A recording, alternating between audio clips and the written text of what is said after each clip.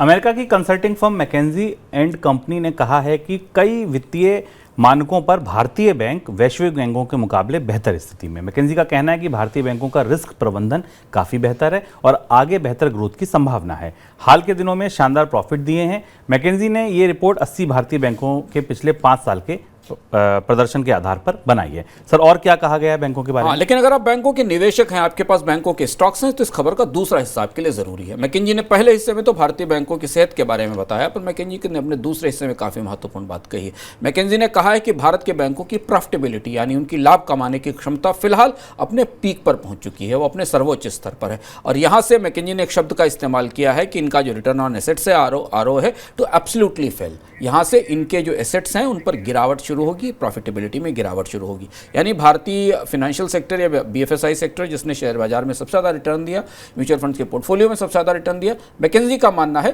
कि इनके अच्छे मुनाफे के दिन अब पूरे हो चुके हैं। अब यहाँ से इसमें गिरावट होनी शुरू होगी, इनके मुनाफे में इनके रिटर्न्स कम होना शुरू होंगे। उसकी 2 बड़ी वजह मैकेंजी ने बताई। पहली वजह बताई कि इनकी डिपॉजिट की कॉस्ट बढ़ रही है। अगर आप मनी सेंट्रल नियमित रूप से देख रहे हैं, हम आपको बता रहे हैं कि महंगे कर्ज ले रहे हैं, बैंक 81 बॉन्ड से पैसा उठा रहे हैं, 7-7.5% की बॉन्ड की बोरोइंग कर रहे हैं।